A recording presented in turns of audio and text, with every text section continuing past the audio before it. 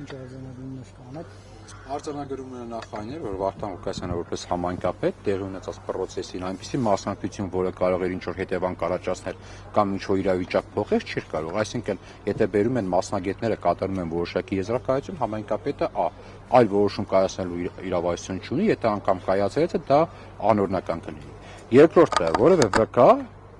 բոլորն էլ հերկեցին, որ Վարդան Ղուկասյանը որևէ հարցով որևէ մեկին դիմաց լինի։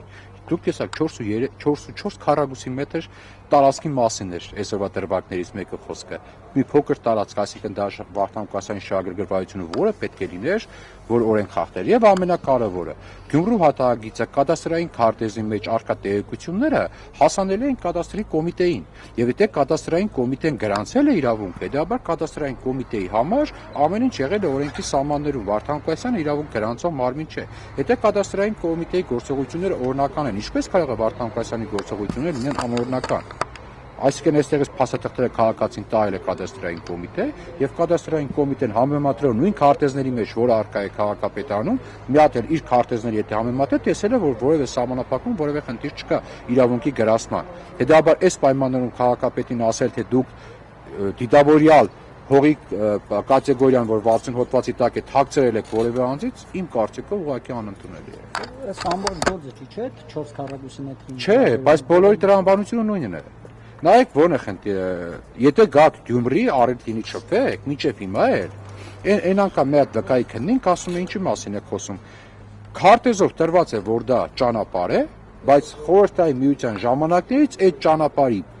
տեղը ուղիղ շենքի կեսը ճանապարհի տեղում է սարքած։ Այսինքն շենք է եղել, գծողը եկել, այդտեղ ճանապարհ է գծել, առանց նայելու, որ այդտեղ պատկացած է շենքի փոխարեն քարտեզի վրա գծած նի ճանապարհ։ Հիմա ո՞րն է առավել, որ շենք կա այդտեղ, թե որ ինչ որ մեկը այդտեղ ճանապարհ է գծել։ Պարոն Հարապետյան, ճիշտ ենք հասկանում, որ Գյումրու գլխավոր հատակագծի քարտեզը եւ կադաստրի կոմիտեում եղած քարտեզը իրարից տարբերվում են։ Եվ դրա պատճառը ո՞րն է, երկրաշարժն է, հետ երկրաշարժյան տարիներն են, թե այլ որևէ պատճառ։ Գյումրու հատակագիծը եւ կադաստրային կոմիտեն, կոմիտեի կադաստրային քարտեզը իրարից տարբերվում են, բայց երկուսը իրար հետ տարբերվում են նաեւ փաստացի իրավիճակից, որն է պատճառը։ Երբ որ ամեն կառույց սկսել է այս գործողությունները կատարել, գծագրել, իրենք գծագրել են մոտավորապես գետնի վրա, տես նշեցել, տեղեր կա հասանելիություն չեն ունեցել։ Նայել են, մոտավոր գծել են։ Եւ այդ գծածը, երբ որ տայել են գետնի վրա, տեսել են, որ չէ, այդ գծածի տեղը ճանապարհ չէ, 1000 տարվա շենք է այդտեղ սարքած։ Կամ տրված է, որ այս հողամասը այս օբյեկտից 5 մետր հեռավորության վրա է, այդպես է գծված։ Բայց երբ որ գնացել են արդեն փաստացի այսօր, կարող է ինքը կպած է այդ շենքին կամ 105 մետր հեռավորությունը։ Այն ժամանակ, որպեսզի պատկերացնեք, Գյումրիում չկար մի 100 մետրանոց փողոց, որ ուղիղ գնար։ Որովհետև ով որտեղ կամ փլված էր, կամ շենքեր էին սարքել, կամ տնակներ էին դրել, այսինքն այդ քաոսի մեջ փորձել են քարտեզներ ստանալ։ Եվ այդ քարտեզները չէր կարող լինել անկամ մոտ իդեալականին, ուր մնաց թե իդեալական։ Ընդ որում այդ քարտեզները կազմողը չի եղել համայնքապետարանը, դա եղել է կառավարությունը, եւ կառավարության կազմած քարտեզների ժամանակ չի եղել նաեւ տեխնիկական միջոցներ։ Օրինակ հողամասերը չեն նույնականացել կոորդինատներով, ինչպես հիմա են անում, որը առավել հստակ է։ Դա եղել է կողմնորոշիչ մետրերով։ Այս շենքից մոտավորապես 50 մետր էս կողմ, 40 մետր այն կողմ։ Բնականաբար դա եւ բնությունը պետք է իրարից տարբերվի։ Հիմա այդ տարբերության համար Վարդան Ղուկասյանն ինչ է տալ։